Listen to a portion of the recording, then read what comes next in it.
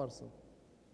Allah subhanahu wa ta'ala meyrimdүү күнөөлөрдү кечирүүчү. Бенделерден ката болуп калганда, ал ката менен жүрө бербеш керек. Ошону катаны кайталай бербеш керек. Катада тирешип тура бербеш керек. Күнөөдө жок. Я Алла, менен кемчилдик болуп калды. Дароо кечирим сураш керек. Дароо тооба кылыш керек. Мусулмандын шаны күнөөнү жуудурмайын чайын уктабайт. Кетип калган катадан. Пайгамбарыбыз саллаллаху алейхи ва саллям насаат айткан. Иттакилла хайсу ма кунта. Кайерде гана болбо күнөөлөрдөн сактанып жаша. Кайерде гана болбо Алла Тааладан коркуп жаша. Ва атбил хасаната ва атби сайятал хасаната тамхуха. Сенен бир жаман иш болуп калса, артынан жакшы иш кылып кой. Аны жууп кете турган, өчүрүп кое турган. Жаман иш болуп калды, аркасынан жакшы иш кой. Ачууланып калдың, эми кечиримге өтүп кой. Жалган сүйлөп койдуң, аркасынан чын сүйлөп кой. Билбей ушактап алдың, тазалап кой, кечирип кой мамилени. Бирөөнүн бир нерсесин алып салдың, кайтарып берип кой аны. Намаздар уктап калдың, иш пиш деп, дүйнө деп жүгүрө берип, намаз каза болуп калды. Артынан казасын окуп кой. Жамандык болуп калды, артынан дар. Ва халикин нас би хулукин хасан. Адамдар менен жакшы мамиледе бол. Жакшы мүнөздө бол. Бу пайгамбар саллаллаху алейхи ва салламдын улуу насааттары. Кур'анда эң улуу аят, бардык улуу, бирок эң улуусу аят-эл курси. А'зам аят. Allah subhanahu wa ta'ala tawhidin bayan kılat. Allah subhanahu wa ta'ala sıfatın bayan kılat. Allah'ın zatın bayan kılat. Allah'ın kudretin bayan kılat. Ayet-ül Kursi.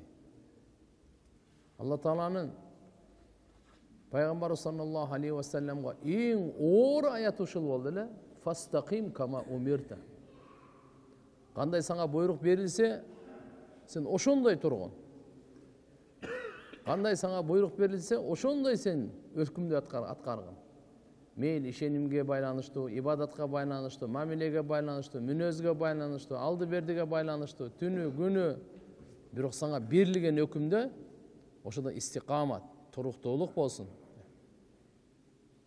Kur'an-ı Kerim'deki en ümittü, adam balasının ümitün kötörө turgan en ümittü ayet.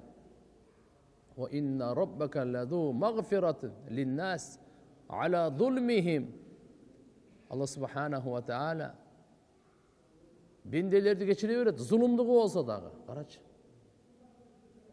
Geçirүүчү Peygamber sallallahu aleyhi ve sellem aytat, "Meni şafaatım ümmetinden çoğun günölerde kılganlar üçün" deydi. Kanday çoğun ümmet? Kanday meni şafaatım kimge? Ümmetlerin çoğun günökörlörünü. Kanday uşunday Peygamber'den aran aytkanın atkarбай, buyurganın atkarбай жашаган кандай. Peygamber sallallahu aleyhi ve sellem emi Allah Ta'alam kişilerimday belgi de bere başladı da dünyadan kaytar uçurdan aldın. Koştoşu acılığında Arafat'ta dua kıldı. 2 namazdı çok okudu. Cam kılıp okudu. Peşinmen asırdı. Töğün üstünde öyle Arafa günü kıska hutba aytıp durup dua kıldı.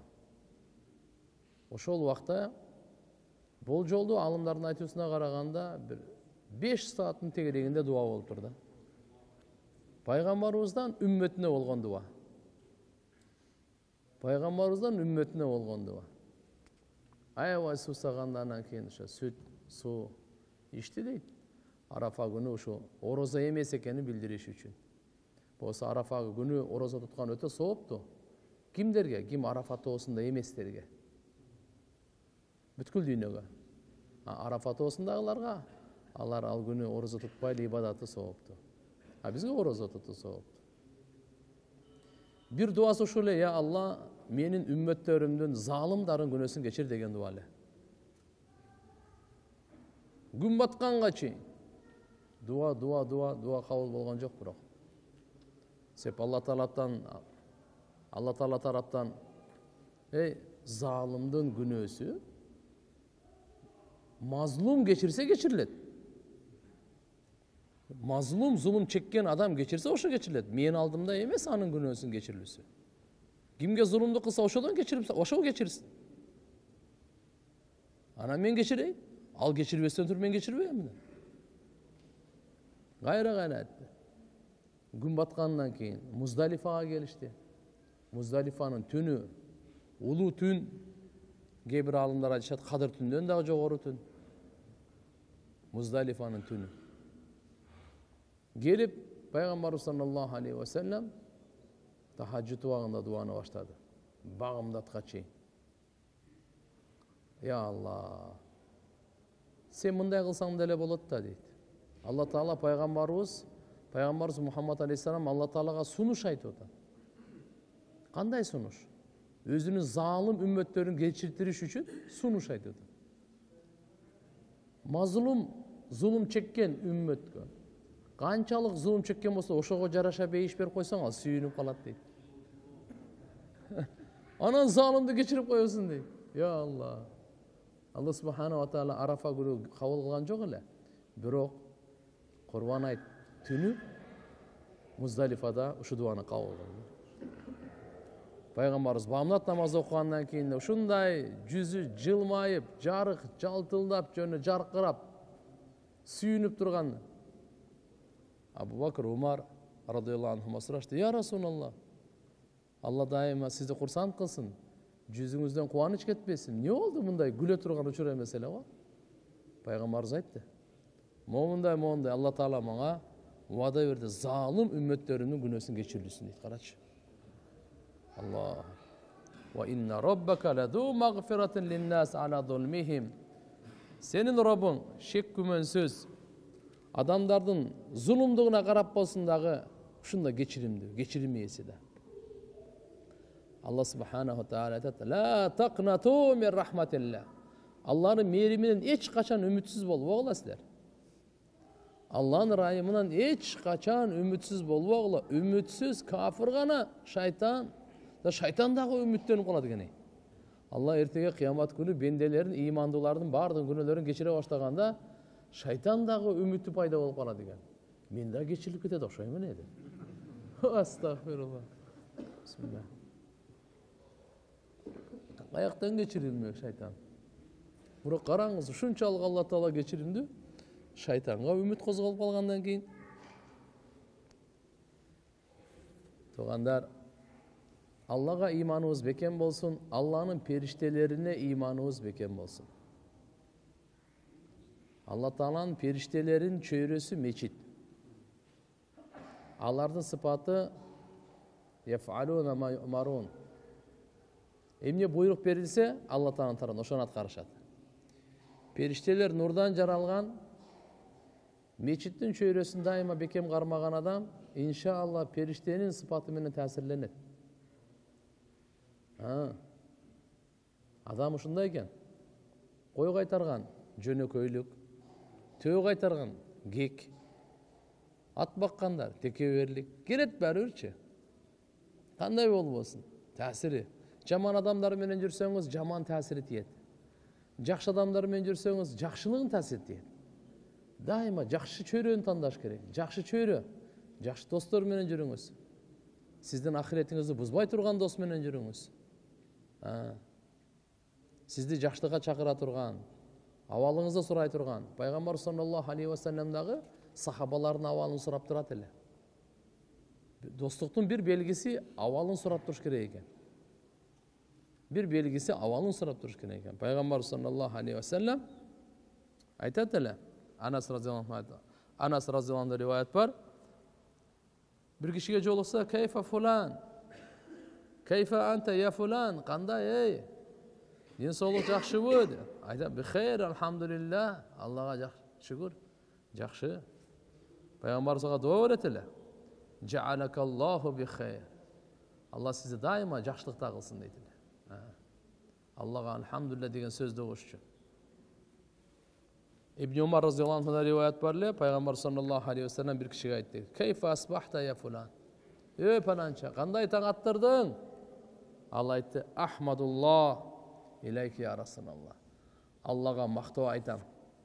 Аллаға мақтау айтып таң аттырдым, я Расулаллах, Алланың елшісі делді. Пайғамбарымыз айтты: Далика аллади аратту минка. Сенен мен қалағаным ушу болчу, ушу тилиңен алхамдулилlah чыгабы экенби депчи. Аллаға мақтау. Демек Алла субханаху ва таалага пайғамбар саллаллаху алейхи ва саллям сахабаларды ушуга үйрөттү эле, ал абалын сурап турат эле туугандар. Ал абалдарын сурап турат эле. Кийин пайгамбарыбыз Мухаммад алейхиссаламны сыйлаганы. Бардык адамдарды сыйлайт эле. Бардык адамдар сый урматка ээ. Бирок бир коомдун аттуу баштуу ага өзгөчө сый көрсөтөт эле. Өзгөчө сый көрсөтөт эле.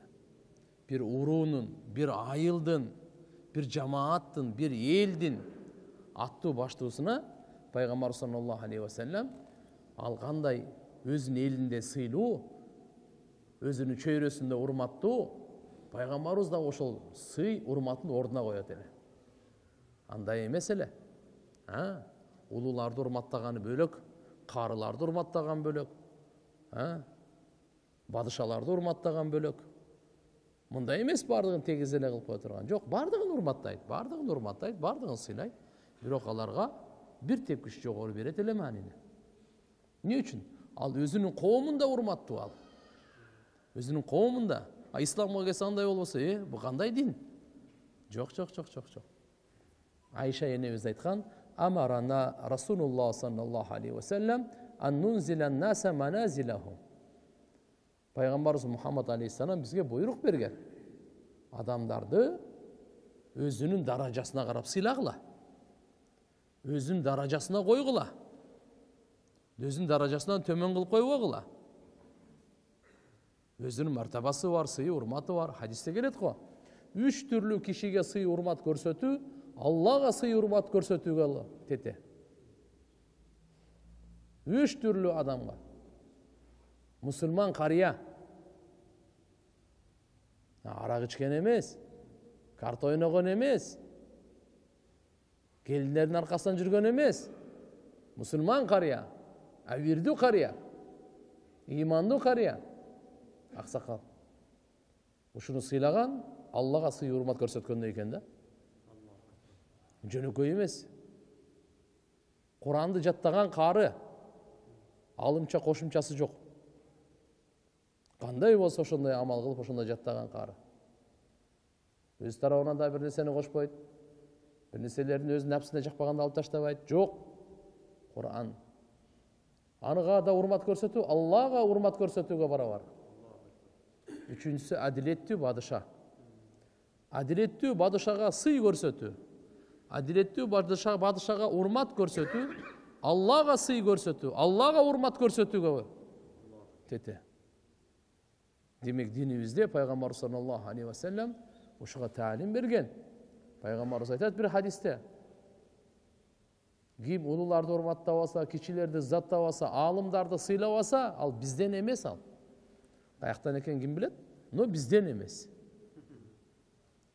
Улууларды урматтабаса, кичилерди ыззаттабаса, аалымдарды кадырлабаса, ал бизден эмес. Табараниде келет: Джарир ибн Абдулла аль-Баджали радıyallahu anhu айтат: "Ламма буиса наби саллаллаху алейхи ва саллям атайтуху." Пайгамбарыбызга пайгамбарчылык берилгенде мен да уктум, пайгамбар болуп тур, пайгамбар деген чыгып тур деп келдим дейт пайгамбарыбызга. Факал: "Ма жабика?" Мага айтты: "Эмне нерсени сени, кайсы нерсе сени алып келди бул жака? Эмне себептен келдиң?" деди. Культу джиту ли услима. Müslüman болуш үчүн келдим деди. İslam'da kabul alış için geldim dedi. فَأَلْقَ إِلَيَّ كِسَاءَهُ وَإِذَا أَتَاكُ وَقَالَ وَإِذَا أَتَاكُمْ كَرِيمُ قَوْمٍ فَأَكْرِمُوهُ. Peygamber sallallahu aleyhi ve sellem üstüne camıngan çadırı var le, oşonu taşladı da. Ne için? Sıyılap, oşun üstüne otursun, jerge oturmasın. Biz töşek sala koyuyoruz. Jerge oturmasın. Yine aytты, qaysi bir qoomdun урмат сыйлуу кишиси келсе, аны сөз сыйлагыла деп. Сіздерге келсе сөз сыйлады. Bir rivayette aytат, ataytu Nabi sallallahu aleyhi ve sellem fa basata ilayya ridaahu. Пайғамбарымызға келгенде пайғамбарымыз ошо чадырын мага жайды. Таштап. Ва қала ижлис ала хада. Мынага отыруңуз деді. Мынага отыруңуз, мунун үстүнө отыруңуз. Сиз жерге отурбаңыз. Сыйлуу адам, мынын үстүнө отуруңуз. Фа культу, мен айттым дейт, акрамакумуллах. Акрамакаллах кама акрамтани. Алла Таала сизди сыйласын. Сиз кандай мени сыйладыңыз? Алла Таала сиз сыйладыңыз. Хакимдин риваятында келет, пайгамбар саллаллаху алейхи ва саллям үйлөрүнө киргенде сахабалардагы кирип толуп кетти дейт да. Бош жай калбады дейт. Бош жай калбады. Менде фажаа жарир келди дагы, ошо бажали. Олам яжит макана фaqada al-bab, эч жай таппады дагы, ошол босогого отуруп калды. Жай тапкан жок. Себеп сахабаларга чейин ал убакта мындай чоң деле бөлмө маселе. Толуп калган, жай жок, кээде ушундай болуп калат го. Ана босогого отуруп калды. فنزع رسول الله صلى الله عليه وسلم رداءه وألقاه إليه فأخذه جرير فألقاه على وجهه وجعل يقبله ويبكي ورمى به إلى النبي صلى الله عليه وسلم وقال ما كنت لأجلس على ثوبك أكرمك الله كما أكرمتني. Айтат, Жарир келген, бұл қауымдың бір башчысы болчу, аттуу баштуу киши болчу. Босогого отуруп калды. Пайгамбар саллаллаху алейхи ва саллям өзүнүн чадырын үстүнө жамынган покровалга окшогон чадыр деп койду. Аны алып туруп, салып, ыргытты. Мынага отуруңуз деди. Ал бетине алып, ошончо адам көп да, ыйлай берди чыдай. Пайгамбарыбыздын сыйын, урматын ошончо адамдардын арасында мен киммин деп бетине сүрө баштады, ыйлай баштады. Я Расулалла, мен буга кантип отурайын, отурбайм деди. Сиздин жамынганыңызга мен кантип отуруп алайын деди. Мен буга отурбайм деди. Алла Таала сизди сыйласын, сиз мени кандай сыйлаганыңызды Алла сизди эселеп сыйласын деп. Фанадара наби ямина ва шималан. Пайгамбарыбыз оң жака дагы, сол жака да сахабаларды карап айтты: "Ва кал ида атакум кариму каумин фа акримуху." Качан бир коомдун аттуу баштуу кишиси келип калса, сөз саны сыйлагыла деди. Мына динибиз эмнени үйрөтөт? Жөнөкөй эле эмес, бир куда сөйөктөн аттуу баштуу киши келип калат. Я, башка улуттан же башка мамлекет, башка жерден, башка райондон, башка уруудан, макулбу? Кандайдыр бир аттуу, же болбосо бир заводдун директору келип калат, же мектептин директору келип калат, же бир айыл өкмөт келип калат. Жок, башка жалпыда эмес. Биздин динибиз, машаалла, алар кандай өзүнүн элинде, чөйрөсүндө сыйлуу урматтуубу, ошо урматын өз жайына кой деген сөз. Өз ордуна кой деген сөз да. Ади ибн Хатим радıyallahu anhu annahu lamma dakhala an-nabi bir jol payg'ambar sallallohu alayhi va sallamga bарды эле, alqa ilayhi wisada. Payg'ambarimiz жастыкты ага берди. Мына жастыкка таянган dedi. Faqala Adi aytdi: "Ушхиду аннака ла табгhi улуван фил ард ва ла фасадан." Мен күбө берем, күбөлүк өтөм. Сизди күбөлүк кылып айтам, жоксо ашхаду деп айтсак да болот. Сиз жерде текеберликти да, бузукулукту да каалаган киши эмессиз dedi. Пайгамбарыбыздын жөнөкөйлүгүн айтты. Bir жолу Salman Farisi radıyallahu anhu Umar radıyallahu anhu'nun үйүнө конокко барып калат. Umar radıyallahu anhu жөнөнүп турган жастыгын Salman Farisi'ge öğretti. Siz jölönүңүz deydi. Salman Farisi айтат: Allah'ın elçisi çın aytkan eken. Hazreti Umar sordu: Ne oldu? Kaysin neden çın aytkan eken? Dese, kimdin үйүнө konok gelse, oşo konokko sıylap bir jastık berseniz, Allah oşonun günösün geçiret degen eken. Karayыңызчы. Konoktu bir sıylap jastık berip, uşuga tayanыңыз, uşuga jölönүңүz, kıntayıp turuңuz, jan baştap turuңuz. Sizge ыңгайлуу болуp турсун. Кутугуңузду жайып отуруң. Ya. Konoktu жакшы сөз менен күтүп алуу өзүнчө сый. Макулбу? Ага үйгө киргенден кийин ага жастык коюп берүү, ал өзүнчө сый. Бар болгондо тамакты 2 саат күттүрүп заказ кылып отурбай, бар болгон катыган нанды эле кое бериш керек. Коноктун өзү урматы, адеби, дисциплинасы ушул. Кийинки кыла бериңер жагын, бирок бар болгонду коюң дейт да. Эчтеке эмес. Бизде исламда жасалма жок. Кичи сынык нан болсо деле эчтеке эмес. Бүтүн нанды алып келгичекти 2 саат өтүп курсагын ачкан жок, коюп кое бер баарын. Мейли, мынандай. Ади ибн Хатим исламды кабыл алды. Пайгамбарыбыз ошондо айткан экен буга да. Иза атакум қаум кариму қаумин фа акримуху. Качан силерге бир коомдун аттуу баштуу кишиси келсе, сөзсүз сыйлагыла. Сыйлагыла. Абдурахман ибн Абд айтат, пайгамбарыбыз саллаллаху алейхи ва салламга келдим дейт. Өзүбүздүн коомуна бир 100 киши болуп келдик дейт да. Фи миати раджул мин қауми. Анан айтты, анан пайгамбар саллаллаху алейхи ва саллам о кишини анна набия саллаллаху алейхи ва саллам акрамаху ва ажласаху ва касаху ридаху ва дафа илейхи асаху ва аннаху аслам. Аллах пайгамбарыбызга сый көрсөттү, аны жакшы жакын отургузду, ага өзүнүн чадырын кийгизди, ага таягын берди. İslam'ı kabul olgan dedi. Fakal lehu racul min culasaihi. Ошол жерден отурган кишилердин бирөөсү айтты: "Инна нарака я Расулаллах акрамта хадар рajul." Siz ушул кишини эле сыйладыңыз го? 100 киши да. Ушул кишини эле сыйладыңыз го? Пайгамбарыбыз айтты: "Инна хада шарифу кауми." Бул өзүнүн коомунун эң шарапаттуу адамы ушул. Ошого жараша сый көрсөттү да.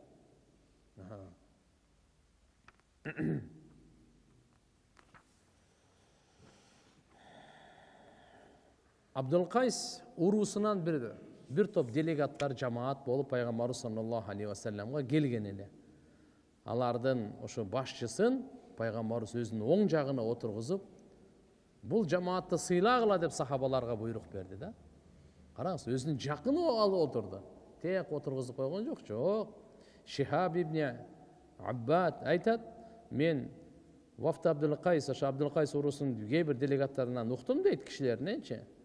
Biz Peygamber sallallahu aleyhi ve sellem'in aldına varganımızda kadimna ala Resulillah sallallahu aleyhi ve sellem faştadda farhuhum. Yani sahabalar ayavay suyundu deyip biz varganımızda. Felemma intehayne'len kavmga sahabaların kavmuna jetkende avsa'u lana bizge jol vergile. Jay boşatqıla, ken kılgıla dedi. Faqa'adna oturduk oşanda. Farrahaba binen Nebi sallallahu aleyhi ve sellem Peygamberimiz bizge hoş geldinizler deb aytıp va da'alana bizge dua verdi deyt. Thumma nadara ilayna faqal bizge qarab turup nazarga salıp man sayyidukum va zaimukum başçılar kim dedi. Sizlerden şu başçılar kim dedi? Mırzalar kim dedi? Ökününgөр. Fa asharna jami'an al-Munzir ibn Ais. Barыбыз ayttık mına Munzir деген сахаба бар экен да. Ошо көрсөттүк. Мына ал убакта эми ол ыйман келтире эле булар. Al-Munzir ibn Ais ушул башчы деп көрсөттү. Пайгамбарыбыз айтты: "Факала Наби саллаллаху алейхи ва саллам, "Ахадал ашаж?" Мына башында жаракаты бар ушубу деди. Башында бир жаракат тийген экен да. Ушубу деди. Кулна наам, ооба я Расулаллах деди. Ал кичине кечигип келди да аркасынан, анткени улоолорду байлап, нерселерин түшүрүп, анан кийин сапардан келген кийимин алмаштырып, пайгамбарыбызга эми келип учурашайын десе, ошо сапардан кыйналган кир кийим менен кире беле. Кийимдерин алмаштырып дейт. Фаалqa anhu siyab safar wa labisa min salih siyabihi summa aqbala ala nabi sallallahu aleyhi ve sellem ve qad basata nabi sallallahu aleyhi ve sellem rijlahu wattaka falamma dana minhu ashaj aw sa'anqum lahu faqala ha huna ya ashaj. Пайгамбарыбыз путусунуп отурган эле дейт. Жөлөнүп отурган эле дейт. Анан бул баягы булардын ошо коомдун чоңу тиги улоолорун байлап, төөлөрүн байлап, майда чүйдөлөрүн коюп, кийимин алмаштырып келгичектичи. Келип калганда эле ошол жерде адамдар айтышты. Бул жака отуруңуз, шейх бияка отуруңуз, тияка отуруңуз деп. Факалын Наби саллаллаху алейхи ва саллям пайгамбарыбыз жөлөнүп отурган эле да. Истава qa'idan wa qabada rijlahu. Путун тартты дагы отурду, жөлөнгөн жок. Айтты: "Хахуна я ашач." Бул жерге келиңиз, ашач dedi. Баштан жаракат алган киши. Бул жерге келиңиз деп жанына отургузду. Фақаада ан ямин Расулуллах саллаллаху алейхи ва саллям оң жагына отурдум дейт. Анан пайгамбарыбыз саллаллаху алейхи ва саллям ага кошкабар айтып, жакшы сөздөр менен көңүлүн көтөрүп, анан өздөрү жашаган жериндеги шаарын сурап, ал айта баштады мындай: пайгамбарыбыз саллаллаху алейхи ва саллям өзү айта баштады. Сафа деген айыл кандай, Al-Mashqar кандай, башкалар кандай тияк бияк. Ашаж айтты: "Би аби анта ва умми, атайынем сизге курбан болсун, я Расулаллах. Сиз мага караганда биздин айылдарды жакшы билет экенсиз го эми. Пайгамбар чекеден айылдарын айтып берип атпайбы? Моундай. Пайгамбарыбыз айтты, мен силердин ошол айылдарыңарда жүргөнмүн деди. Ал жакта кенен деп. Анан кийин ансарларга айтты. Ансарлар, я маашарал ансар, акриму ихванакум. Мына бир тууганыңарды сыйлагыла. Тамак берип, сый урмат көрсөткүлө деди. Фа иннахум ашбахукум фил ислам. Ислам дининде бардыңар окшошсуңар силер деди. Анан кийин бардыгын айтып, алар болсо жакшы сыйлашты. Кийин таң аттырганда Пайгамбар саллаллаху алейхи вассалам буларды көрүп анан кайфа раайтум карамата ихваникум лакум ва дияфатакум иякум. Кандай көрдүңөр, кандай таптыңар? Бир тууганыңардын сый урматы кандай болду деп алардан сурады. Эптеп эле силерди сыйлап койдубу же жакшы сыйладыбы? Кандай болду? Урмат кандай болду? Сый кандай болду деп алар айтты. Хайра ихван. Өтө жакшы бир туугандар таптык биз. Бизге жумшак төшөктөрдү салып беришти, жакшы тамактарды жедиришти, түндү өткөрдүк, вабату, алану, фурушана, ва атабу, мат'амана, бардыгын жакшы кылды. Ва асбаху, юаллимунана китаба Роббина табарака ва таала.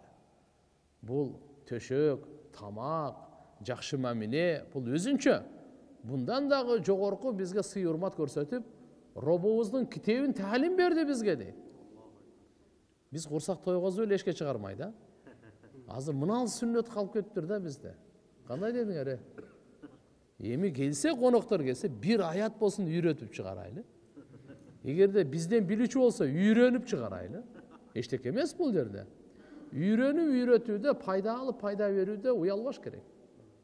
İmam Abu Hanife rahimahullah bizde mazhab başçımız 4000 ustazdan sabak algan. Qancha ustaz? 400? 4000 ustaz, 4000 ustaz. Ana. Har ustazdın gülünü alıp elesetip kör. 4000 gül toplasa bul qanday degen buket. Ya. Har ustazdın özünün öңü var. Özünün jıtı var. Har ustazdın özünün täsiri var. Bir olsa bir öyle okuat deyim. Bir güldü bile özde kanday. Целый егерде 4000'di кармасаңыз айланайын. Анын жыты кандай, коозду кандай, керемети кандай, я. Мейли Абу Ханифа рахимахуллах не дейт? Айтат, мындай дейт. Мастахяйту фил ифада вал истифада. Мен бирөөдөн пайда алууда, бирөөгө пайда берүүдө такыр уялган эмесмин дейт. То есть бирөөдөн бир нерсе билбегенимди сураганымда, же бир нерсени үйрөткөнүмдө, же үйрөнгөнүмдө эч уялган эмесмин. Анткени бул илим. Бул ахиреттин маселеси. Ошон үчүн иншалла уялбай илим алып мынакей. Булар не деди? Ва асбаху юаллимунана китаба Роббина табарака ва таала. Алла Тааланын китебин бизге үйрөтүштү булар. Ана. Бизге үйрөтүштү ошо китепти. Bir ayat bolsa үйрөнбөйлүбү? Bir ayat. Bir ayat bolsa үйрөтпөйлүбү? Bir yürüzді bekemdeyli de. Allah'ın Kur'an'ındaki nur, hidayet, жақшылық, rahat, iyilik, bakıt, жеңіш, şifa başka sözde yok da asırlar anday. Şunun için inşallah. Ve sünnete nebiyyina ikincisi. Bular bizge Peygamberimiz Muhammed Aleyhisselam'ın sünnetini üretip tanıttırdı bizge. Tamak ale verip, töşek salıp verip koyup, андай болгон жок. Тамакты берди, жумшак төшөк салып берди, жакшы мамиле кылды. Көңүлдөрүн көтөргөндөн кийин эми бекер сөз кылган жок да. Куранды үйрөтүшүптүр, сүннөттү үйрөтүшүптүр. Бул жерде мына маселе талкуулап. Фаажабан наби саллаллаху алейхи ва саллям фарих. Пайгамбарыбыз аябай жакты ушулчу. Сүйүндү кубанычта. Деди, машаалла. Sahabalarga da razı oldu. Kur'an sünnet üretkönüne. Vaft Abdül Kays'a da razı oldu. Kur'an sünnet üreнгөнüne. Ya. Oşun üçün gelgelle Peygamberimiz Muhammed Aleyhisselam. Uşlarda jetkireyli de.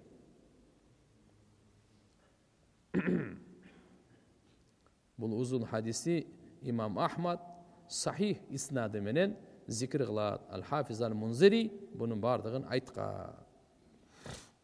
Мына караңыз, пайгамбар саллаллаху алейхи ва салламдын берешен табияты, өзүнүн кандай урмат сыйы менен башкаларды сыйлап урматтаганды билет эле.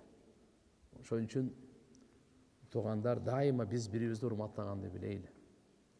Жомартты мактабагандык сараңдык дейт. Жомарт адам, берешен адам. Кыйынды кыйын деш керек да, бизде мындай сөз бар го. Кыйынды кыйын деш керек да. Жөндөн жөн эле жүрөктөн эптеп эле эме кылбайчы. Көрө албай, ичи таар, анан ким бир жакшы сөз деле айта албайт. Жакшы иштерди кылып атат. Жакшы иштерди кылып атат эле деп коем, эмне кетти сен? Ушуну да айттыртпайт да. Шайтанчы ушуну деле айттыртпайт. Ичи таардык. Жакшы ой, жакшы сөз да айттырбайт. Ушунчалык ичи таар. Ва ма юка шухха нафсихи фа улаика хумул муфлихун. Ким өзүнүн напсисинин сараңдыгынан кутулса, мына ушул адамдар ийгиликке жеткендер дейт. Ушулар кутулгандар дүйнө ахиреттин бактысыздыгынан, бактылуулар ушу. Бахил менен шухтун айырмасы бар. Бахил только мал, акча бербейт да. Акча чыгарбайт. Сараң. Макулбу? А шух деген акчадан дагы, ойдон дагы, сөздөн дагы, мактагандан дагы бардыгына сараңда болчу. Буну сараңдыгы жалпы. Умумий сараңдык да. Ошон үчүн айтылат, берешенди мактабагандык сараңдык. Ошон үчүн иншалла, машалла берип атат да, жакшы. Эми албетте зекет боюнча алымдардын ортосунда кичине талаш тартыш бар да. Жашыруун берген жакшыракпы же ачык берген жакшыракпы депчи. Түшүнөсүң? Алла Тааланын бергендери. Көпчүлүк алымдын ою ушул жерде. Зекетти ачык берген жакшыраак дейт. Сооптуураак. Эмне үчүн? Башкаларга да таргып болсун, кызыгуу болсун, аларга дагы стимул болсун. Мына бай мына берип атат, мен bundan көп акчам бар. Мен эмне үчүн бербейм деп. Нафил садакаларды жашыруун берген абзал. Фарыздыкы ачык берген абзал. Башкаларга дагы умтулсун депчи. Hazreti Abu Bakr Sıddık radıyallahu anhu sirran dagı, alaniyatan, leyl, nahar, tünü dagı öğretle, gündüzü dagı öğretle, açık dagı öğretle, jaşırın dagı öğretle. Allah Teala Kur'an-ı Kerim'de bunu maktap koydu. 4 türlü kıl öğretle deydi. Zeketin dagı, sadakasın dagı, başkasın dagı, açık dagı öğretle, jaşırın dagı öğretle, tündesi dagı öğretle, gündüzü dagı öğretle.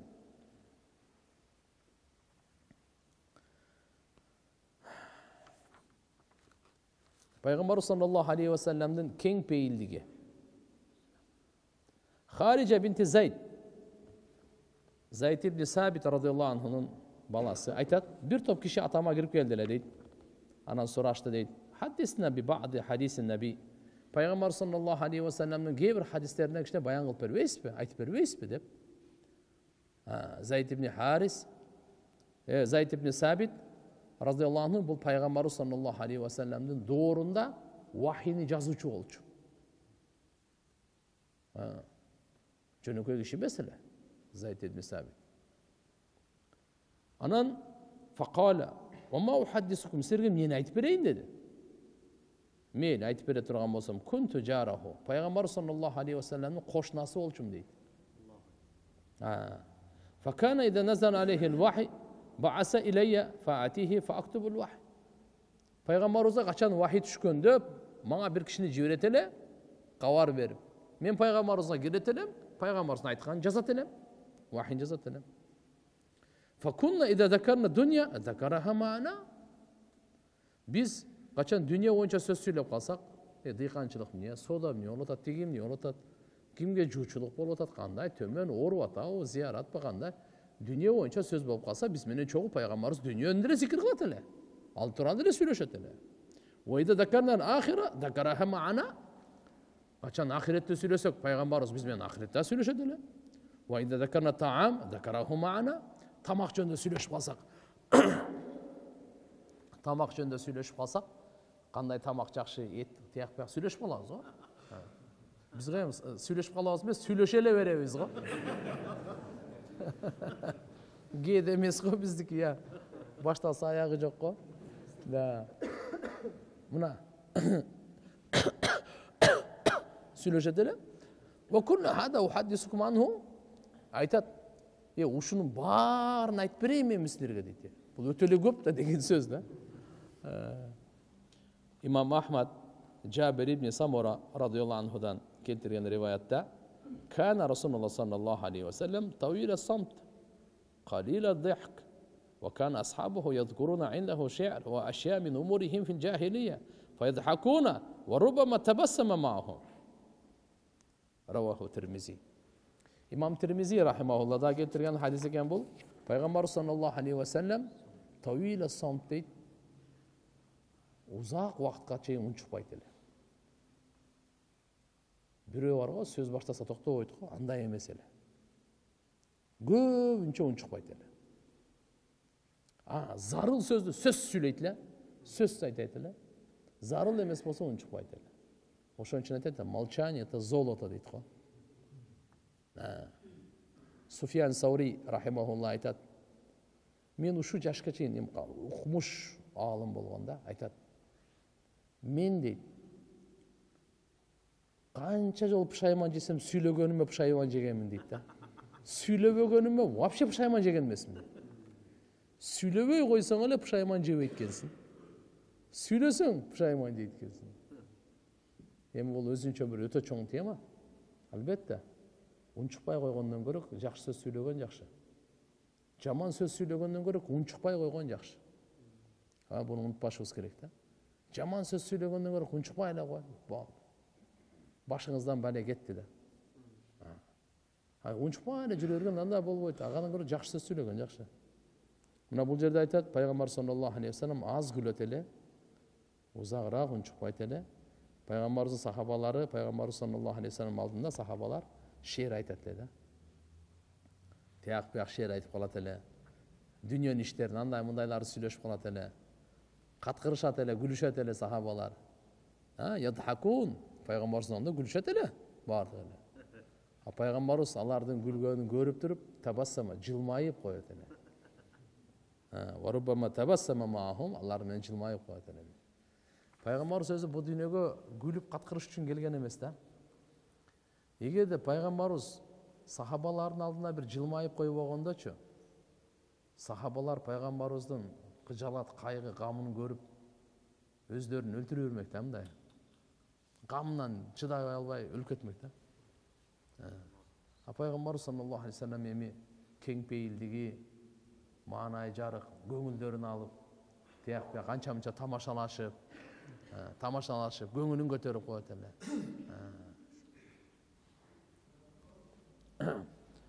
Абу Салама ибн Абдуррахман айтат, сахабалар алар аябай, кандай десем, маанай жарык, күчтүү, дайым жакшы настроениеде жүрчү да. Бизде айтып коет го, өлүм саңгы эмес эле алар. Мындай кыйшып, жалкоо, жок, бекапат, андай эмес эле. Лам якун асхабу Расулилlah саллаллаху алейхи ва саллям мутахарриқин дейт. Алар бир кысылган. Ошто бирөө менен сүйлөшсөң кете ачыла албайт го алар жанычы. Андай эмес эле, я. Вала мутавамитин дейт. Мутавамитин деген ошол өлүм саңгы деген сөз экен да. Андай эмес эле да алар. Андай эмес эле. Имам Муслим рахимахуллах айтат, Симак ибн Харб деген улуу инсан Джабир ибн Самура радиаллаху анху сахабага суроо бериптир. Акунта туджалис ма Расулилlah саллаллаху алейхи ва саллям, сиз пайгамбарыбыз менен чогуу отура белеңиз депчи. Факала Джабир, наам касир, бир эмес, көп отургам дейт. Көп сүйлөшкөнмүн деп. Көп отургам. Кандай эле десе, кана Расулуллах саллаллаху алейхи ва саллям ла якуму мин мусаллаху аллади юсалли фихи субх хатта татлу аш-шамс. Файда талат. Пайгамбарыбыз айтты, багымдат намаз окугандан кийин ордунан турбайт эле күн чыкканга чейин дейт. Күн чыккандан кийин анан турат эле дейт.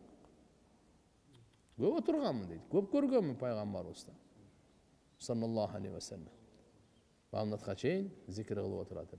Дуа, янчамча тәлім берсе жана башқа. Пайғамбар саллаллаху алейхи вассаламдың мазақ ташуысы. Біреуменен тамашалап, мазақ ташып, күліп, көңілін көтеріп, шариаттың шегінен шықпай кішкене тиішіп дегенде. Мұсылманның жүрегіне қуаныш салу, бұл чоң нәрсе да, жақсы. Пайғамбар саллаллаху алейхи вассалам сахабаларымен мазақташат эле, тамашалашат эле. Алардын көңүлүн көтөрүп, жакшы мүнөзменен, бирок мындай дайым эле тырышып-бырышып жүрө бербейт эле, андай эмес эле. Эмне үчүн пайгамбарыбыз тамашалашат эле? Валакиннаху саллаллаху алейхи вассалам ошо булардын көңүлүн көтөрүш үчүн кээде алла якулу фи музахихи илля хаккан. Тамашалашканда бир эреже бар. Биз да тамашалашайлы, мейли. Бир эреже бар, кандай? Акыйкат сөз менен тамашалашың. Жалган сөз менен эмес. Акыйкат сөз менен. Фала яти би батил вала би абас ау лааб, бекер, оюн, жалган, bunday сөз менен тамашалашпайт эле. Пайгамбар саллаллаху алейхи вассалам тамашалашканда, мынандай чындык менен тамашалашат эле. Адамга жага турган, экинчи адам ыза тартпай тургандай кылып тамашалаш керек да. Биз бу тамашанын чегинен чыгып аны кордой баштайбыз да. Мындай маскарлап, кемсинтип, үстүнөн күлүп, тияк-пияк демей алчы, андай болбой калат анда. Тамаша чеги менен болуш керек. Ислам дининде чектерди айткан да. Тамактын чегин айткан, уйкунун чегин айткан, кайгынын чегин айткан, күлкүнүн чегин айткан, тамашанын дагы чегин айткан. Макулбу?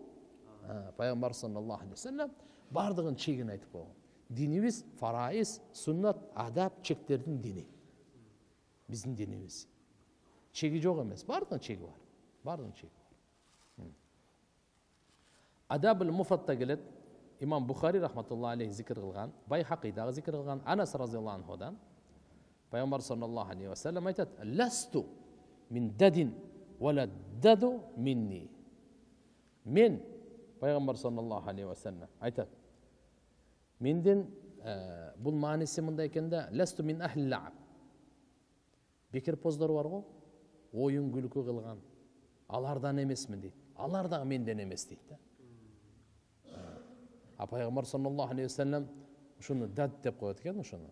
Бекер поз, оюн күлкү, мен алардан эмесмин, алар дагы менден эмес дейт. Пайгамбарыбыз кандай десе, мааниси мындай дейт: "Алла ястуру минху саллаллаху алейхи вассалам илля ал-амрул ал-жад вал қаулул хақ." Пайгамбарыбыз мазактап, пайгамбарыбыз тамашалашат эле, бирок чын сөз чыгат эле. Маанилүү сөз менен тамашалашат эле. Маанилүү сөз менен тамашалат. "Валасту минал батили валал батили минни." Пайгамбар бир жерде айткан, жалган бизден эмес. Мен жалганчы эмесмин, жалган бизден эмес. Сахи Бухариде, Сахи Муслимде Анас разияллаху анхудан риваят бар. "Ин кана наби саллаллаху алейхи вассалам", пайгамбарыбыз эгерде биздин көңүлүбүздү алса, биз менен тамашалашса, тамашалашат эле. Хатта якул ли ахи ли, Анас разияллаху анху айтат: "Менин бир тууганым бар эле.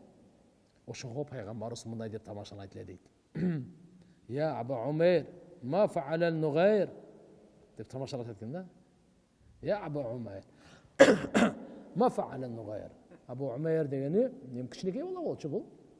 Бир чымчыгы бар экен да, чымчык. Нугайр деп чымчыкты айтат. Ошо чымчык менен ойноп, анан чымчык өлүп калыптыр да. Ошого айтат эле пайгамбарыбыз: "Бая чымчыгың эмне болду, ойноп аткан?" деп. Ата тиишип айтат эле да. Абу Умайр, ма фа'ала ан-нугайр? Эмне болду бая чымчыгың деп тамашалатат. Ага тиишип алып кыжалат эле да, чымчыгым өлүп калды депчи. Демек бул жерде эмне, чымчык, ушундай чымчыктар болсо балдарга берсе боло берет экен. Бирок аны атпасын, аны кордобосун, ага суусун берсин, жемин берсин дегенде болот. Мына пайгамбар саллаллаху алейхи вассалам ушундай кылат эле да. Ойнойт эле, аны көңүлүн көтөрүш үчүн айтат эле: "Я Аба Умайр, ма фа'ала ан-нугайр?" деп окшотуп сүйлөйт эле да. Имам Тирмизи рахимахулла Анас радияллаху анхудан келтирген хадисте Анас радияллаху анху айтат, мындай дейт: Anna rajulan min ahlil badiya, o köçmönlerden, o toğda yaşagan bir kişi bolgan eken. Kana ismuhu Zahir, atı Zahir eken. Ve kana yuhdi ile Nebi sallallahu aleyhi ve sellem hadiyeten minel badiya.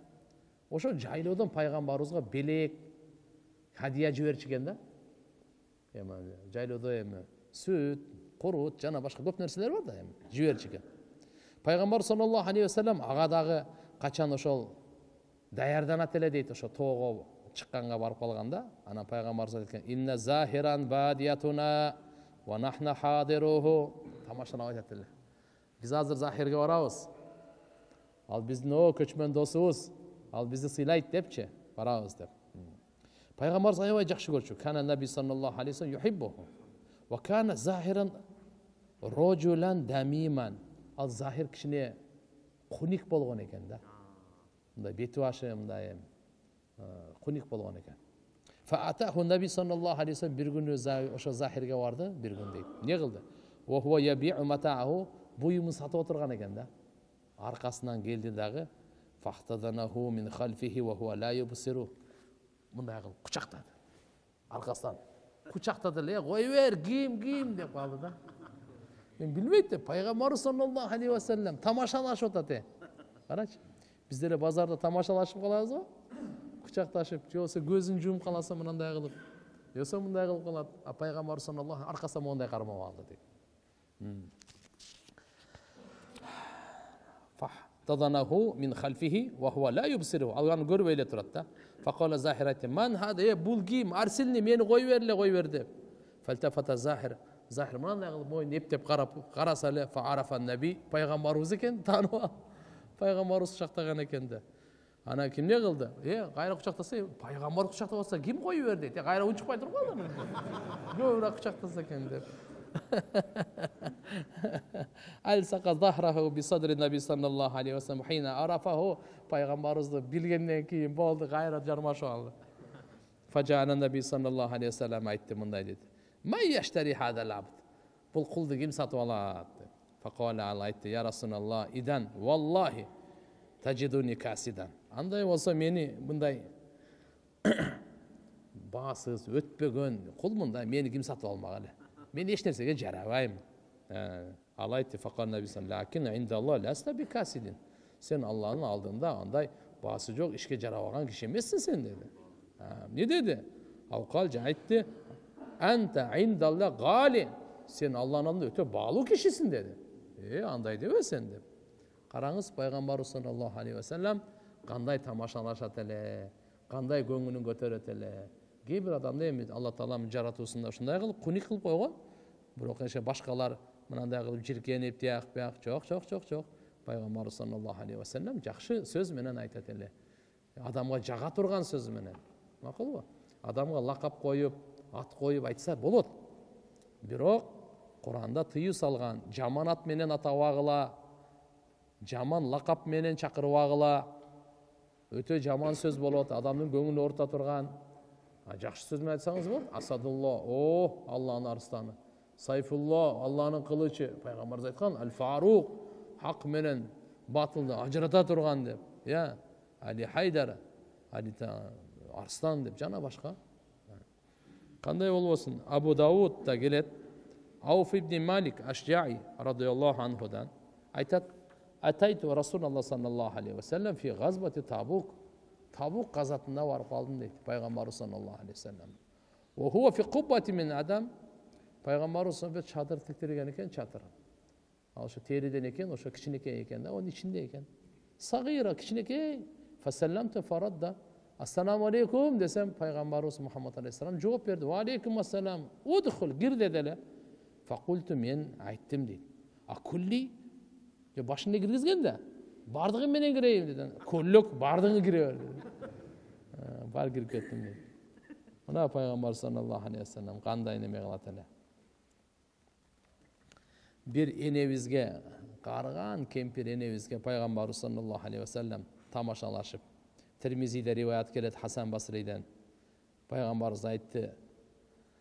Atat acuzun Nebi sallallahu aleyhi ve sellem faqalet ya Resulallah ud'u Allah ayyudkhilaniyel cennet Ошо энебиз келиптир дагы пайгамбарыбызга айтыптыр. О Аллахнын элчиси, мага бир дуа кылыңызчы, Алла Таала мени бейишке киргизсин депчи. Дуа кылыңыз бейишке киргизсин деп. Факала пайгамбарыбыз айтты: "Я умму фулан, паланчанын энеси, иннал жанна ла ядхулуха ажуз." Кемпирлер бейишке кирбейт деп койду. Паланчанын энеси деди да, кемпирлер бейишке кирбейт деп. Калат, айтат рави, фаваллат захабат ва хия табки, кайтып кетти дейт, ыйлап баратат дейт. Кемпирлер бейишке кирбейт турбайбы? Факала ахбируха аннаха ла тадхулуха ва хия ажуз. Кабар берип койгула бул энеге. Бул карыган абалында кемпир болуп бейишке кирбейт, жаш болуп кирет деди. Жаш болуп. Инна Аллаха Таала якул, Аллах айтат: "Инна анша'нахунна инша'a." Biz gayradan alarga jaşlık berебиз, başından jaratабыз аны. Faja'alnahunna abkara. Алар мурда турмушка чыга электей, ошондой кылып коебуз дейт аларды. Түшүнүктүбү? Урбан атраба деп алардын өмүрлөрү дагы, жаштары да тең болот бейишке кирүүчүлөрдөн деп. Бул хадистердин бардыгы туугандар пайгамбарыбыз саллаллаху алейхи ва салламдын мазак, мындайча айтканда тамашалашуу, көңүлүн көтөрүү, кең пейилдигине ачык айкын далалат кылат. Алхамдулилля, мусулмандардын жүрөгүнө бир курсанчылык салып, кичине көңүлүн көтөрүп, бирок унутпайлы. Ли'аннал музах хувал имбисат ма'ал гайр мин гайри азан. Мына ушул жерде тамашалашуу бул жакшы нерсе. Бирок чеги кандай? Ал башкалар менен кең пейилдик болуп учурашып, ыза жеткирбестен дейт. Мына ушуну эске алсак болду. Ыза жеткирбестен болсо болду.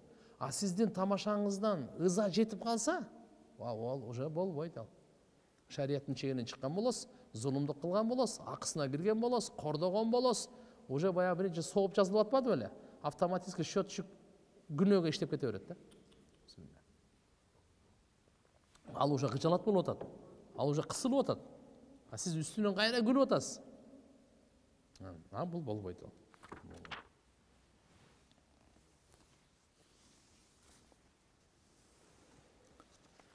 La ilahe illallah. Estегенде bir ayat Kur'an-ı Kerim'de Ra'd suresinde Allah subhanahu wa ta'ala aytat: Жараткан Алла Таала эч бир коомду жакшылыгын жамандыкка өзгөртпөйт. Алар өздөрүн өзгөртмөйүнчө. Инналлаха ла югаййиру ма би кавмин хатта югаййиру ма би анфусихим. Алла субханаху ва таала bir элге Алла Тааланын bir неаматтарын берген болсо, жакшылыктарын берген болсо, ошону алып таштабайт экен да. Жакшы абал берген болсо, жамандыкка алмаштырбайт экен да, аны өзгөртпөйт экен да. Качанга чейин ошол эл өздөрү бузукулукка салып, жаман нерселерди кылып, күнөөлөрдү кылып, бири-бирине жамандык кылып, өздөрүн өзү бузмайынча, өзгөртмөйүнчө Алла Таала андайды өзгөртпөйт экен да абалынча. Демек Алла субханаху ва таала бизге канча неамат берди, ошону сактап калайлы. Ушу колдон чыгып кетпесин. Эң биринчи очередь ошол.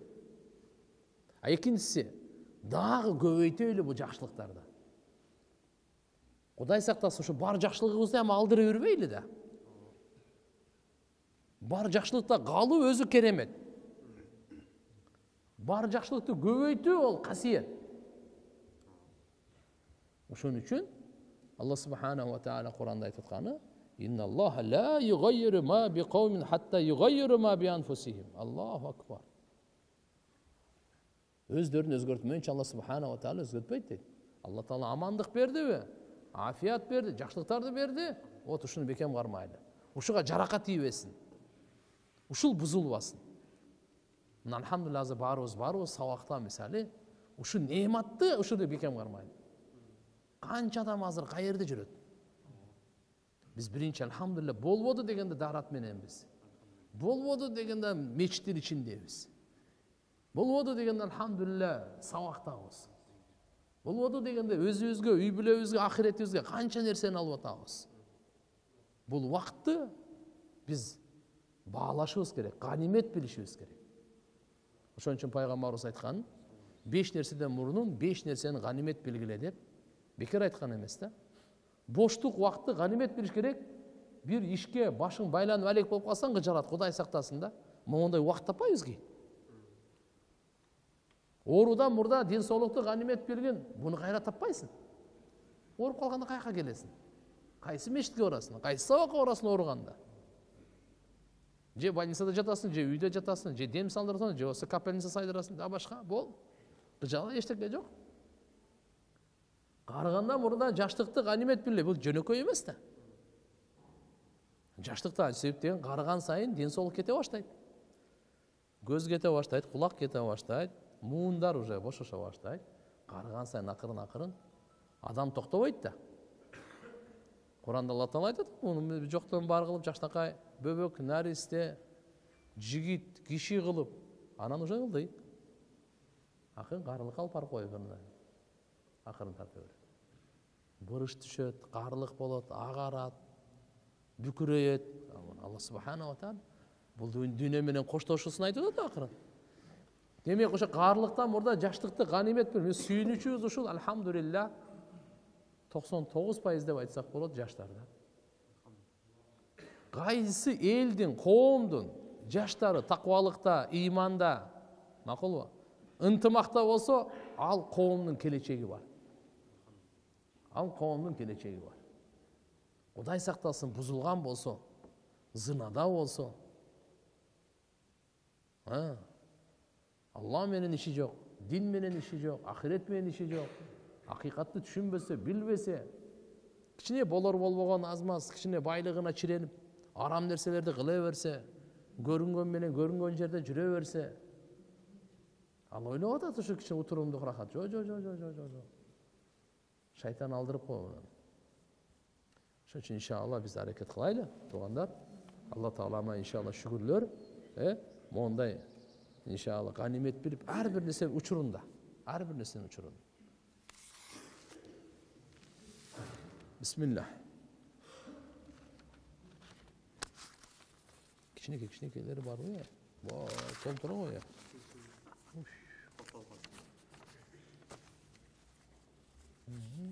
Мейлі оқи берейлім чекелер. Бисмиллахир-рахманир-рахим. Устаз, мурунку сабагыңызда илим суроо дуасын айттыңыз эле. Робби зидни илма. Ушул дуаны зикир кылып айтса болобу күнүгө 100 жолу? Болот. Bu Kur'an'ın ayatı. Kur Rabbi zidni ilma, Kur'an'ın ayatı. Allah Teala Peygamberimize buyruk berdi, aytqın. Rabbi zidni ilma, o Rabbim, men ilimimni көбөйткүн demiş. Her bir aytqan sayın her bir tamgasına 10 soğuktan özünçe ala veresiz. Junup bolup kalgan adam tayamum alıp meçitke kirip cemaat menen namaz okusa bolboyt. Meçitte uktap kalıp junup bolup kalsa жөн чыкпай, таямум менен чыгып кетсе болот. Бир таямум менен кирсе болбойт. Түшүнүктүүбү? Болбойт ал. Пайгамбар саллаллаху алейхи ва саллям айткан, жунуп, гусул важип болуп калган. Ал эркек болсун, аял болсун.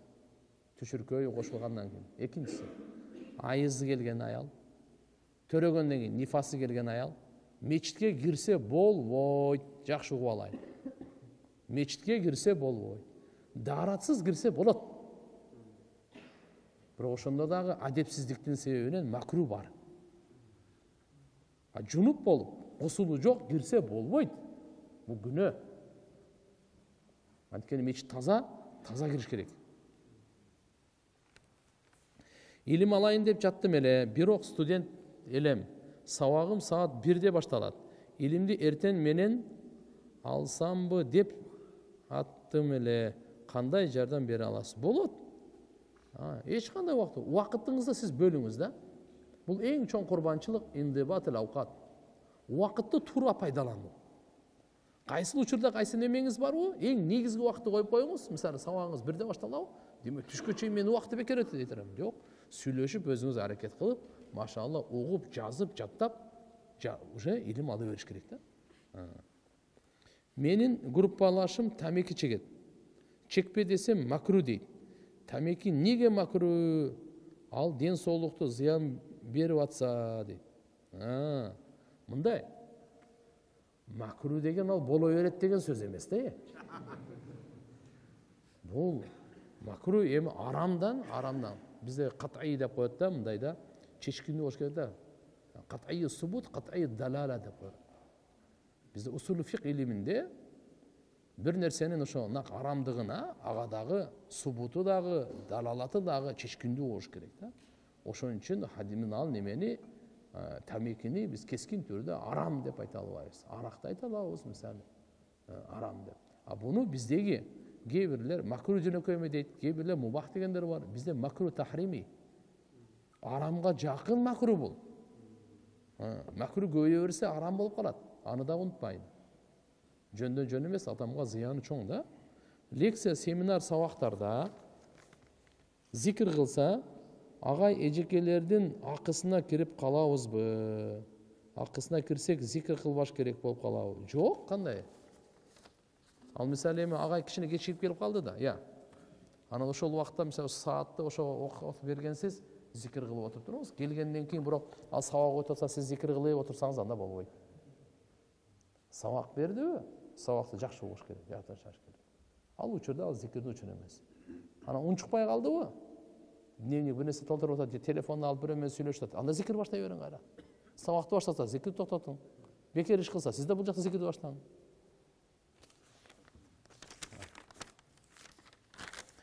Эгерде багымда шам куптан намаздарды үн чыгарып окуу керекпи? Багымда шам куптанды жеке окусаңызчы, ыктыярдасыз. Кааласаңыз үнүн чыгарып окуңуз, кааласаңыз ичинен окуңуз. Эгерде имам болуп экөөңөр эле окуп кала турган болсоңуз, анда багымда шам куптан намаздын фарыздарын үн чыгарып окуштук важип болот. Үн чыгарбай койсоңуз, саждай сах болот. Бардык сахабалардын даражасы бирдейби же айырмасы барбы? Жок, бирдей эмес, айырмасы бар. Сахабалардын эң улуусу Абу Бакр Сыддык разыяллаху анху. Андан кийин Умар, Усман, Али, Ашара мубашшардан башка. Халифа деген эмне? Халифа деген орун басар деген сөз. Орун басар. Вали деп кимди айтат? Вали деп мусулмандардын баарын айтат. Аллаху валийюл ладина аману. Алла Таала мусулмандардын вали. Вали кандай? Вали деген сөз дос, жакын, колдоочу деген маанилерде келет. Вали. Бунун көпчүлүгү аулия. Албетте валинин даражалары бар эми. Демек, вилаяттын, валиликтин эң төмөнкү даражасы бардык мусулманга берилген. Андан ушанакы вилаят жогору кете берет. Таквалыгына жараша, иманына жараша кете берет. Ыйык Кур'ан-ы Каримде канча жолу намаз сөзү айтылган айтып коюңузчу, өтө көп. Менин агам, бул жактан ошойт. Мен кайнагам менен чогуу жашайм. Ал киши үйлөнгөн эмес. Ушул туура болобу? Бир үйдө жашаган. Туура болбойт. Пайгамбар саллаллаху алейхи ва саллям айткан, өлүм деген. Жакшы эмес деген адам. Эгерде Кудай сактасын, инвалид жана тияк бияк болуп калса, аны караганга, атак бир үйдө болбойт. Махрам эмес да. Менин агам каза болгон, апабыз, карындашым кулагына кары адам. Апабыз кары адам кулагына айттык. Бирок түшүнгөн жок. Кандай кылыш керек? Апам инсульт алган эле. Кабарын бериш керек, эртеби кечпи баары бир акырын. Мага намаз учурунда ар кандай ойлор келе берет. Уйкум келип кээде рекеттен жаңылып кетем. Эмне кылсам болот? Өзүмө көз тийген же шайтан бардай сезиле берет. Мындай караңыздар. Көп адамдар ушундай да. Ким кандай күмөн кылсачы, Алла ошондой мамиле кылып салат. Анан ошон үчүн өзүңүзгө көп шектене бербең да. Кандай шектенип? Ушул мага бирөө сыйкырлап койду экен. Так, мени бирөө дубалап койду. Так, дагы эмне деген? Мага ушу жиндер келип тийбей коюп атабы, эмне беле болуп атат. Мынандай нерсеге шектенбеңиз. Кандай болсоңузчу, башыңызга ошону Алла коюп коет. Кескин түрдө айтың муну. Жок. Эч кандай ничего себе. Өзгөчө сиз дуаларга бекем болуң. Дуаларга пайгамбарыбыз эртели кечи дуаларды айткан да. Болду. Бекем болуң бу. Ар бир намаздан кийин. Ана мындай шектенип неме кыла бербең. А эгерде жаңылып кала турган болсоңуз, шариятыбызда адамбыз жаңылабыз, анда жаңылыш саждасы бар, сажда сак деген бар.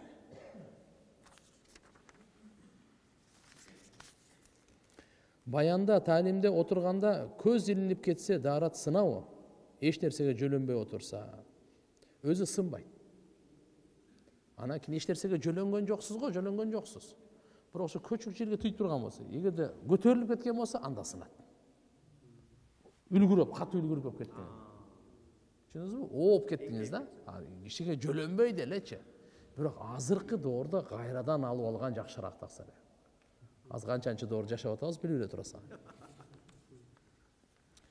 Сиздин жыланды көргөндө сөз өлтүрүү керек деген видеоңузду YouTube'дан көрүп калдым. Мен биздин мектептеги мугалимибиз бизге жыланды өлтүрсөңөр, башка жыландар силерден сөзсүз өчүн алат деп айткан. Эмне кылсам болот? Өлтүрө бериңер. Өчүнөн коркпоңуз жыландан. Ошо учурда мени чакырың болбосо. Пайгамбарыбыз айтты да. Пайгамбарыбыз айтты. Намаз окуп атканда жылан келип калса, даже намазды бузуп өлтүргөнгө уруксат да. Жыланды өлтүрүү боюнча бир коюп өлтүрсөң, эң сооптун улуусун сен аласың. Молодец. Сага премия деген дейчи. 2 коюп өлтүрсөң, азыраак. 3 коюп өлтүрсөң, андан азыраак. Канча жолу коюп өлтүрсөң, бирок сообу сөзсүз бар. Бирок мунун мааниси жыланды издеп жүргөндүн мааниде эмес. Эптеп ушу соопту алайын жыланды издеп. Жок. Жылан чыгып калган учурда. Макулбу? Бул жылан чыгып калган бөлөк болот. Жыландын артынан издеп алган бөлөк болот. Макулбу? Маанини туура түшүш керек да. Эгер адам талаада калып калса, ачкалыктан өлсө, өлө турган болсо, эшектин этин жесе болобу, өлбөш үчүн? Болот. Эшек боюнча ушунча суроо берип калдыңыздар, айтып коеюн. Мындай талаада адам даже эшек эмес, чочконун эти. Өзү өлө турган, жегенге эчтеке жок. Жебесе өлөт. Анда ошол өлбөй турган өлчөмдө жегенге шарият уруксат берет. 1. Экинчиси рахаттанбай же. 3-үчүсү истигфар кыл. Кичине грамм көбүрөөк жеп койдум окшойт. Кичине рахаттанып койдум окшойт. Ошого истигфар. Харрама алейкумул майтата вад-дама ва лахмал хинзир ва ма ухилла бихи ли гайриллах фаман иттарра. Ким мажбур болсо деп Аллах Таала ушул жерде айтат да. Гайра багин ва ла адин, аша чаппай, рахаттанбай жакшынакай жесе мей. Аллах Таала кечиримдүү бирок. Түшүнүктүүбү ошого? Эшектигине боло турган болсо, эшек 2 түрлүү болот. Жапайы эшектер, жапайы эшектер. Жапайы зебралар. Аларды химар вахши деп коет. Үй химар ахли деп коет. Жосы инси деп коет, үй эшектери. Үй эшектерди сахабалар Сахи Бухариде риваяттар бар. Казанга пышырып, даярдап ошо кайнап аткан учурда Пайгамбар саллаллаху алейхи ва саллям айткан: "Эй, эшектин эти арам. Казанда пышырылып аткан төккүлө" деп. Аңтарып койгула деп. Макул? Бирок зебра адал. Ал адал. Хумурул вахши Сахи Бухариде риваят бар, ал адал. Бул эшектики кээ бирлери буну адал деген дагы айткан жери бар. Бирок основной биздеги 4 мазхабта жумхур буну арам эле дейт да. Мынандай мажбур болуп калган учурда боло турган болсо эчтеке эмес. Совет учурунда же болбосо бүгүнкү күнү адашып арам жеп алса эмне болот? Мисалы мурунку учурда совет учуру аталарыбыз жегендери эмне болот? Афалла масалам. Алла Таалам кечиримдүү. Азыр истигфар тобо кылса Алла Таалам кечире берет. Ал убакта билип билбей жеген учурлар болгон. Мектепте же болбосо коомдо кыздар менен эркектер кол алышып учурашуу кандай болот? Мисалы классташ кыздар менен эркектер кол алышып учурашса болбойт, намахрамдар. Апаңыз менен, эжеңиз менен колуңуз учураша бериң. Эжеңиз бар, аялыңыз бар, кызыңыз бар, мейли кол алышып учураша бериң. Башкаларга андай болбойт. Чөн эле ассаламу алейкум деп койсоңуздар жетиштүү. Өзгөчө классташтар болбойт.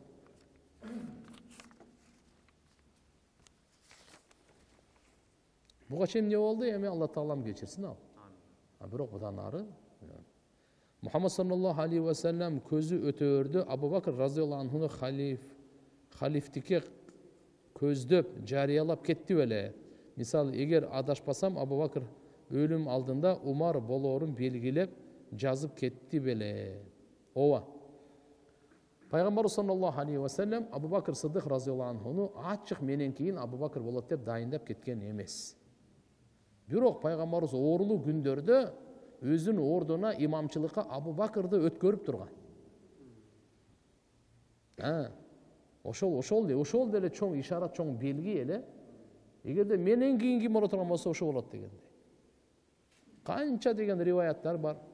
Пайгамбар саллаллаху алейхи ва саллам келип, пайгамбарыбыз айтат эле, ушундай кийин келесиңер. Кийин келсек, сиз таппай калсакчы. Пайгамбар, мени таппай калсаңар, анда Абу Бакрга кайрыласыңар. Кудай кааласа, азыр мына балдарда насаат медиада болуш керек сабактар бар. Мына Абу Бакр Сыддык разияллаху анху боюнча ким улан сабактар барбы? Чыкканбы тигилер? Абу Бакр Сыддык разияллаху анху кандай болгон, эмне болгон, кантип болгон, сахабалар кантип кеңешкен, кантип халифалыкты дайындаган, ким кандай ойдо, ошол үчүн бардыгын Кудай кааласа сабактарда биз касиде 3-күн сайын сабак өтөбүз. Хаят сахаба боюнчачы. Абу Бакр менен Умар разияллаху анхума боюнча толук Кудай кааласа жетишерлик дейин, толук дебесем дагы сизге жетишерлик ашыгы менен маалымат ала аласыз. Буюрса. Бар. Аны балдардан айтып берем. Абу Бакр Сыддык разияллаху анху өлөрдөн алдында Умар разияллаху анхуга атайы алдып келип жаздыртып, менен кийин ушу халифа болот деп дайындап кеткен. Адамдар Каабада таваф кылышат. Ал жакта адамдар Хаджарул Асвадты дагы башкача айтканда баш калкалашат. Не деген баш калкалашат деген? Башын киргизет. Ал ыйык болгон себептен адамдар таваф кылышпайбы? Суроомду кемчиндик болсо кечириңиз. Мындай туугандар. Хаджарул Асвад бейиштен түшкөн ыйык таш, кара таш. Бул өзү нурлуу таш болчу, адамдардын күнөөсүнүн себебинен кара таш болуп калган. Бардыгы ошол жерде тегеренип келип, ага истилам деп коет. Ар бир тавафта келип, ошо мүмкүн болсо ошо өөп коет. Бул пайгамбарыбыз саллаллаху алейхи ва саллям урмат сый көрсөтүп, Алла Таала бул Хаджарул Асвадга ушундай даража берген, эртеге кыямат күнү сүйлөйт бул. Ким мени өпкөн болсо ошого мен шафаат кылам дейт. Пайгамбар саллаллаху алейхи ва саллям бул сүннөтү. Умар разияллаху анху ошон үчүн айтканда, сен ташсың деген. Сенде пайда зыян жок. Пайда зыян Аллада. Бирок пайгамбар сенди өпкөн, ошо сүннөткө ээрчип мен сени өөп атам деген. Макулбу? Биз аны өөп койгонубуз, мени бейишке киргизип берет деген мааниде эмес ал. Же дозоктон бир куткарып калат деген. Пайгамбарыбыздын сүннөтү. Шафааты бар. Албетте шафаат Алланын каалоосу эч кимге уруксат берилбейт. Каалоосуз эч кимге уруксат бербейт. Алла кимге кааласа, ошо гана шафаат кылат. Хорошо? 1-4 күндөрү нафил орозого кошуп, мурунку каза болгон орозо күндөгү орозону тутса болбойт. Каза орозолор бул фарз. 1-4 күнү сиз нафил орозо, нафил менен фарз экөөнү бир ниетте кылса болбойт, билип койгула. Же фарз болуш керек, же нафил болуш керек. Бир. Экинчиси, казанын орозосуначы түнү таң атканга чейин ниет кылуу зарыл болот. Эгерде мисалы азыр уктап турдуңузда курсагыңыз ток экен, саат 12-де курсак ачкан жок. Мен бул казаны ниет кылып койдум. Өтпөйт сиздики. Түшүнүктүүбү? Мен кичине эле калып 4-5 саат чыдап койсом, каза бүттү деп. Андай болуп өтпөйт. Сиз ал багымдатканга, таң атканга чейин сухурда, бүгүнкү мындайча айтканда, мисалы Бишкекте канча 6:40 болуп атабы? Ошого чейин ниет кылсаңыз, анан өтөт. Эгерде каза орозо эмес, жөн эле нафилдикин кылып койсоңуз болот. Саат 12-де бүгүн нафилде ниет кылдым. Кете берет нормально. нафилдик кете берет. Экөөнү бир кылсаңыз болбойт, экөөнү бирөөсү гана болуш керек. Кылбай койсоңуз экөөнү тең жоксуз айтып коет. Түшүнүктүбү? Ошондой эле бир нафилдерди катар-катар ниет кылсаңыз болот. Мисалы, Яуму Ашура 10 Мухаррам менен понедельник экөө бир келип калды. Биринчи күн экөө бир келип калды. Экөөнү тең ниет кылсаңыз экөөнүн соогун аласыз. Биринчи, төртүнчү күндүн соогун да кыласыз. Ашуранын да соогун аласыз. Же болбосо 13, 14, 15 айямы бияд. Пайгамбар саллаллаху алейхи ва саллям ай толгондо кармайт эле 3 күн. 13-чү, 14-чү, 15-чи күнү. Ошого 4-чү күн же 1-чи күн туш келип калды. Экөөнү тең ниет кылсаңыз экөөнү тең соогун аласыз. Нафилдер бири-бирине кирип кете берет соопто. Бирок фарыз менен аралаша албайт. Намаздыкы да ушундай. Түшүнүктүбү? Бир эле келдиңиз, тарат алып келдиңиз бул жактан, машаалла, сапарга чыгайын деп аттыңыз да. Ошол 2 рекет намазда сиз мечиттин акысы, намаздын акысы, тахиятул вуду, тахиятул масжид, салатул хаджат, салату сафар, салату тауба кылып туруп 5 бир окуп салдыңыз. 5 тең кете берет. А бирок каза менен аралашпайт. Түшүнүктү? Дальше кеттик. Жамаатка парыз намазга кечигип 3-чү рекетине келсең, жамаат 4 рекетти аттахиятудан кийин салават айтат. Сен ошондо салават айтасыңбы кошулуп? Кошулуп алып дейт, кошулуп. Жана туруп окуп бүтүп өзүңдүн 4-чү рекетиңде салаватты дагы айтасыңбы дейт. Отурганыңызда аттахиятты абдуху ва расулуга чейин окуйсуз. Салават окубайсыз. Сиз азыркы сүрөтүңүздө 3-чү рекетиңиз, алардын 4-чү рекети имамдын аркасынан отурдуңуз. Алар сиз 3-чү рекетте отурасыз, ал 4-чү рекетте отурат. Аттахият абдуху ва расулуга чейин окуйсуз дагы, унчукпай турасыз. Алар салаватты айтып туруп имам ассаламу алейкум ва рахматулла, ассаламу алейкум ва рахматулла деп экинчи салам бергенде анан турасыз. Дагы бир рекетте кошумча калып калганды окуйсуз дагы, андан кийин аттахият салаватты окуп анан салам бересиз.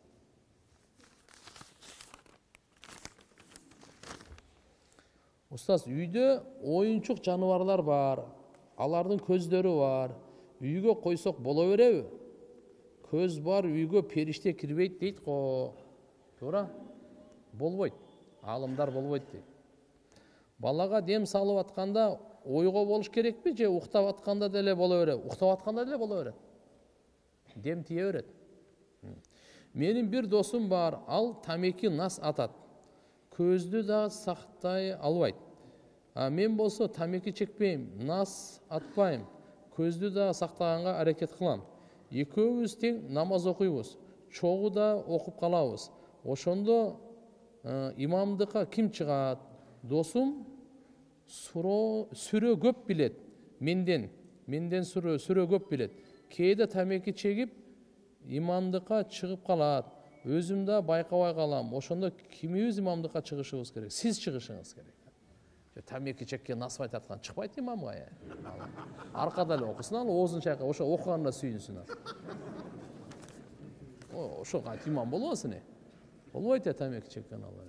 Караңыздар, имамчылыкка такварагы чыгат. Такварагы чыгат. Анан ачык эле ол күнөөлөрдү кылып аткан каяктан чыксын? Убакыт болуп калды. Менин досторум кумар ойнойт. Интернетке ставка кылат. Бул оюн арам болот десем, угушпайт. Аш кылабыз дешет. Барсаң карта ойноп жатышкан болот. Же өздөрү барып, ашканага чейин кумар ойнойт. Ушуларга катуу эскертип коюм. Туугандар, мындайда бекер убакытты кумар, карта, нарда дегендер менен өткөрбөйүн. Андан башка пайдалуу нерселер толуп турат. Андан көрөк биз ойлонойлу. Кантип мисалы динди үйрөнөйлү. Андан башка ушунчалык убакыт өтүп дагы болсо, анда ушуну ойлонойлу. Кантип биз адалдан акча табайлы. Жакшы пикирлерди алмашып, жакшы ойлорду бөлүшүп, жакшы немелери бар да, сунуштары бар да. Анын акча адалдан тапкандан кийин адал акчаны каяка сарптайлы. Ушулар боюнча деле мейли тамак аш кылып отурайлы, намазды каза кылбай. Бир кыз жагат, бирок арам болгондуктан сүйлөшпөй элебиз. Жолукканда махрам болушу зарыл дейт. Андай мүмкүнчүлүк жок болсо эмне кылыш керек? Сүйлөшүүгө шариятта эле уруксат мындай бербейт, махрамсыз. Даже көргөнгө уруксат берет. Албетте сүйлөшүп өткөндө дагы айтканбыз. Алар аял, энеңиз бар, эжеңиз бар, карындашыңыз бар, ошолор карасын. Тойбоз колбасасы халалбы? Билбейм мен. Азыр көзөмөлдөө орган карап туруп, муфтияттан сурагыла. Карап неме кылып атабы, кандай кылып атат? Сиздин сабактарыңызды эже карындаштар көрүп жатат. Сиз аларга намаз нама харамсызбы? Кантип сиздин сабагыңызды көргөнгө совет берет элеңиз? Рахмат. Бул маселе албетте оор маселе бүгүнкү күндө.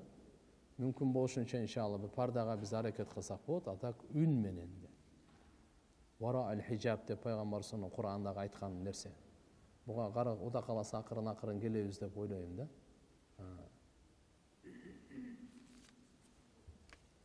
Устаз, фарыз намаз окугандан соң сүннөт намазды орун которуп окуу шартпы? Шарт эмес, бирок жакшы. Кыямат күнү кайсы жерде намаз окусаңыз, ошол жер эртеге күбөлүк өтөт. Бир аз акыбал келип жатат, дуа кылып коюңузчу. Аллахым жеңил кылсын, жардам берсин өзү. Атам, апам больницада дуа кылып коесузбу? Алла таалам шифа берсин, жакшы болуп сакайып кетсин. Мен Дордой базарынан мас тарта турган носки алгам. Интернеттен көрүп ыңгайлуу болобу деп алгам. Фатва барбы же уруксат берилгенби? Бардык шарттары табылган болсо. Бардык шарттар табылган болсо болот. Ошо менен намаз окуган болсоңуз намаз өтөт. Бирок биз айтып атканыбыз албетте этияттуулук үчүн бүгүнкү күнү кандай жол ачылып кетет? Носкиге мас тарткан. Ошон үчүн бутуңузду жууган эле жакшыраак. Тартышсыз маселеге амал кылыңыз. Рассрочка машина алсак болобу? Ислам принцип каржылоосу болсо болот, рассрочкага алыңыз. Башка бирөөдөн деле ала турган болсоңуз, рассрочкагачы, анда жакшынакай баасын коюп, келишип, эки күбөнү коюп, ошо менен деле алыңыз. Сөзсүз эле банк эмес, бирөөдөн алсаңыз деле болот. Рассрочкагачы. Рассрочка бул беймуажа. Үйдө деле рассрочка болот. Бирок баягындай да азыр сөзсүз жазуу керек. Канча, кайсыл айда канча акча төлөйт? Канча айга, жылга берип атабыз рассрочканы? Макулбу? Атак болот, рассрочка соода бизде бар. Устаз, бешим сааты 13-11-де окулабы, болбосо 13:30-да окулабы? Айта кетсеңиз, муфтият тараптан дегени 12:50 көрсөткөн кайсынысы туура? Караңыз, азыр мисалы пешим 1:30-да окулат. Кыргызстан боюнча көпчүлүк эле жердечи. Анча-мынча жерде 2 болбосо 1:30-да окулат. Албетте пешимдин убакытысы киргени азыркы сиз айтып аткандай. Саат 1-дин тегерегинде кирип калат. Ошол убакыттан тартып окуса болот. Убакытысы киргенден кийин окусаңыз, Алланын алдында иншалла намаз окуп деген сооп берилет. Бирок ал бизде 1:30 жамаат мындай көнүп калганда, ошо 1:30-га келип окугангачы, биз аны бузсак болбойт да. Ар ким келип, бирөө 1-ден 10 мүнөт өткөндө, бирөө 1-ден 15, бирөө 1-ден 20 кылып окуй берсе, жамаат болбойт. Жамаат 1:30-да. Албетте сиздин эгерде сапарыңыз болсо, же сабагыңыз болсо, же болсо ушундай бир чогулуш болсо, азыр башталып кала турган, анда намазды окуп кире бериң, намазыңыз каза болбосун.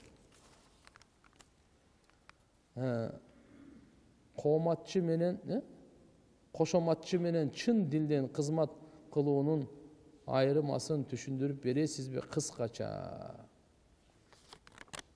Чын дилден кызмат кылган адам андан үмүт менен кызмат кылбайт. Ишин бүтүрөйүн деген, пайдалайын деген ал үчүн кызмат кылбайт.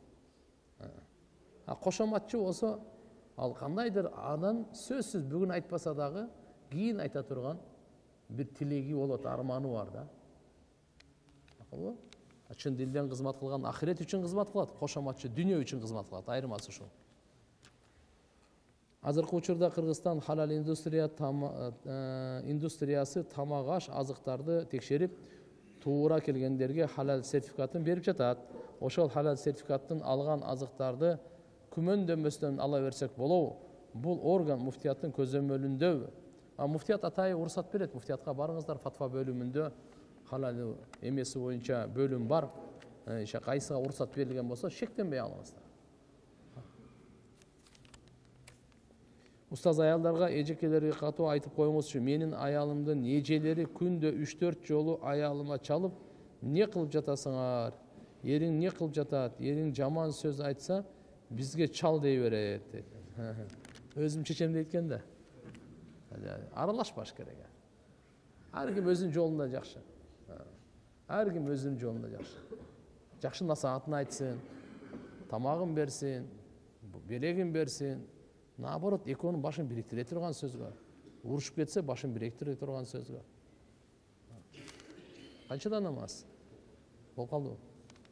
Алла Таалам кабыл кылсын, баарыбызга жеңил кылсын.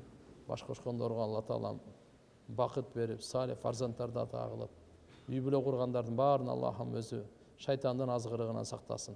Баарыбыздын жүзүбүздү жарык кылып, мамлекетибизге амандык берсин. Аллаху акбар.